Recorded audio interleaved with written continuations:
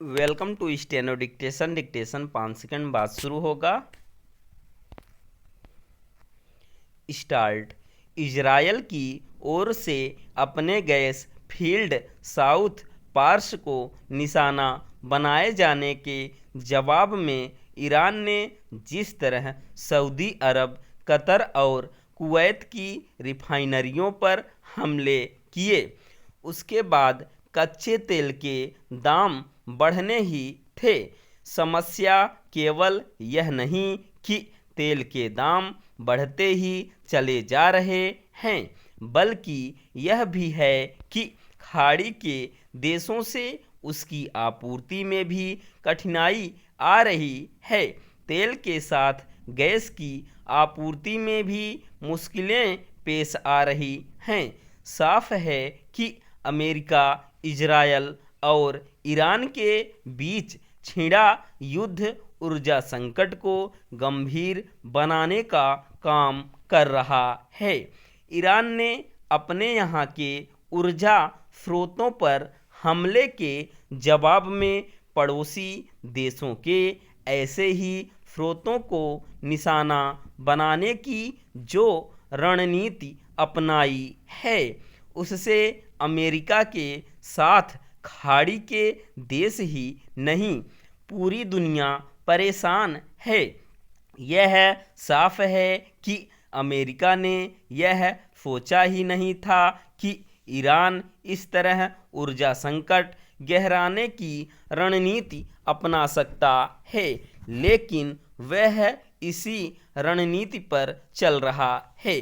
पहले उसने खाड़ी देशों से तेल और गैस की आपूर्ति के समुद्री मार्ग होर्मुज को बाधित किया।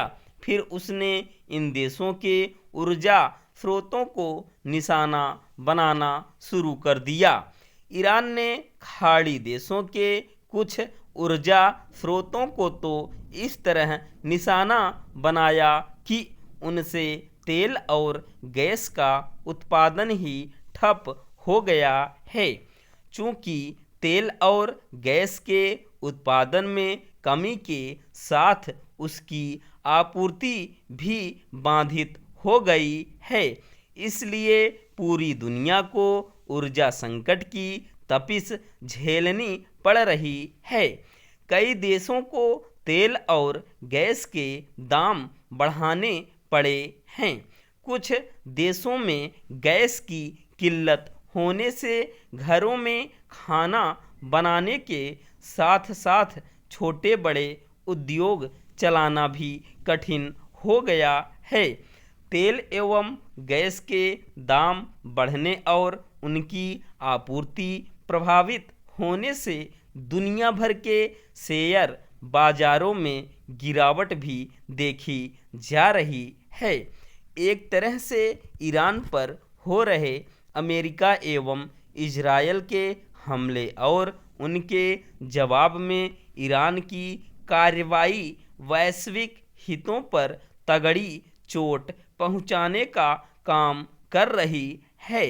वैश्विक हितों के लिए यह जो गंभीर खतरा पैदा हो गया है, उसके लिए सीधे तौर पर अमेरिका जिम्मेदार है। यदि वह ईरान पर हमला करने के लिए तैयार नहीं होता तो इजरायल शायद ही अपने दम पर ऐसा करने के लिए आगे आता।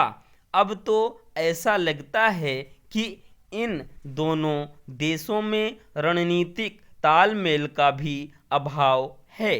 इसका संकेत इजरायल की ओर से ईरान के गैस फील्ड को निशाना बनाए जाने पर अमेरिका की सहमति से मिलता है।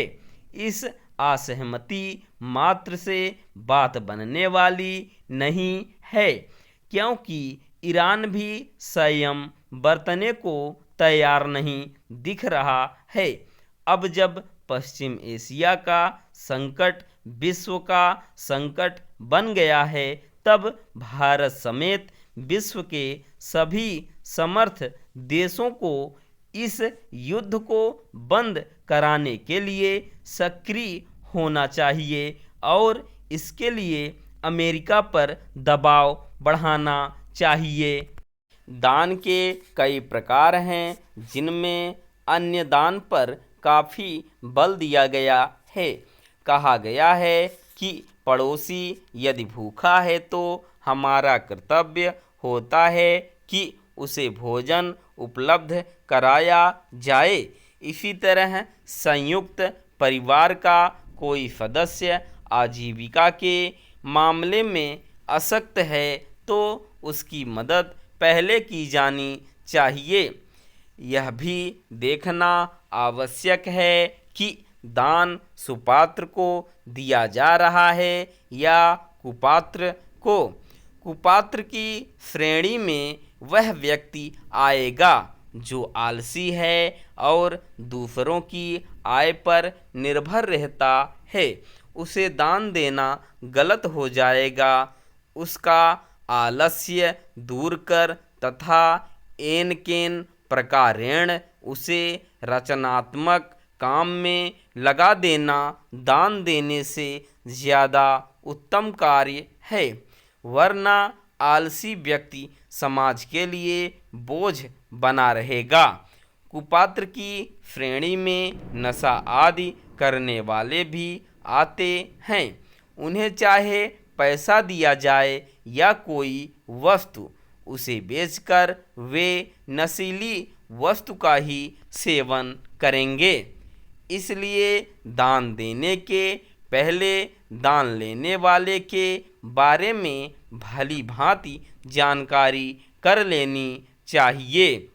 धर्म स्थलों के बाहर कई ऐसे भी भिखारी बैठे रहते हैं जो काम धाम करे तो ज़्यादा पैसा कमा लेंगे, लेकिन उनकी आदतें बिगड़ गई हैं और वे सिर्फ भिक्षा से काम चलाते हैं। राह चलते भिक्षुकों की अपेक्षा गरीब विद्यार्थियों को पठन पाठन से संबंधित वस्तु देना ज़्यादा उपकारी है। प्यासों के लिए पानी की व्यवस्था, राहगीरों के लिए रैन बसेरा बनवाना भी दान ही है। सर्वाधिक महत्वपूर्ण किसी हिम्मत हारे हुए व्यक्ति को आत्मबल का एहसास करा देना तथा आर्थिक तंगी से अपने भविष्य को लेकर परेशान व्यक्ति की परेशानी दूर करना भी उत्तम काम है।